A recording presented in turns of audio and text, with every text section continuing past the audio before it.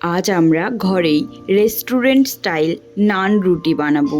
একদম সহজ উপায়, দুধ, টক দই, ময়দা দিয়ে দোকানের মতো টেস্ট, কিন্তু কষ্ট ছাড়াই। চলুন শুরু করি তবে। প্রথমে একটি বোলে টক দই নিতে হবে। আমি এখানে আমুলের টক দই ইউজ করেছি, আপনারা চাইলে যে কোনো ব্র্যান্ডের টক দই ইউজ করতে পারেন। তারপর নিতে হবে ইস্ট, যেটা কাছাকাছি যে কোনো স্টোরে আপনি পেয়ে যাবেন।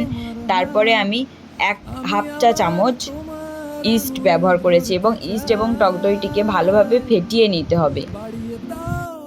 একটি পাত্রে পরিমাণ মতো ময়দা নিতে হবে, তার সঙ্গে পরিমাণ মতো লবণ নিতে হবে, সাদা তেল দিতে হবে, চিনি দিতে হবে এবং দিয়ে ভালোভাবে সেটিকে ময়াম দিতে হবে। ময়াম দেওয়ার পরে টক দই আর ইস্টের যে মিশ্রণটি আগে থেকে তৈরি করা ছিল সেটাকে আস্তে আস্তে দিয়ে ভালোভাবে মাখতে হবে এবং মাখার পর যদি মনে হয় যে আরও টক দই দিতে হবে, আপনি টক দই দিতে পারেন। গরম দুধ থাকলে গরম দুধ দিতে পারেন, উষ্ণ গরম হতে হবে। জল থাকলে জলও দিতে পারেন, আমি এখানে জল দিয়েছি।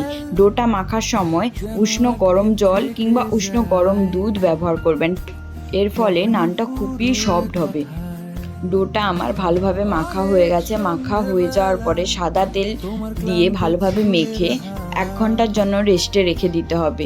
আপনার কাছে যদি সময় বেশি আছে তাহলে আপনি আরও বেশিক্ষণ রেখে দিতে পারেন, কিন্তু ফ্রিজে রাখবেন না বা কোনো ঠান্ডা জায়গায় রাখবেন না, গরমের মধ্যে রাখুন, তবে ডোটা আরও ভালো হবে। পরে লেচির মতো করে কেটে রুটির মতো বেলে নিতে হবে। বেলে নেওয়ার পর আপনি চাইলে এর উপরে সাদা তিল এবং ধনেপাতা দিয়ে কড়াইতে সেঁকে নিতে পারেন কিংবা ভেজে নিতে পারেন। লো ফ্লেমে রুটিটিকে ছেড়ে দিতে হবে এবং আস্তে আস্তে ভাজতে হবে। দেখবেন নান রেডি হয়ে গেছে, একদম 2 পিঠ ফুলে উঠবে, তখন ভাববেন নানটি রেডি হয়ে গেছে।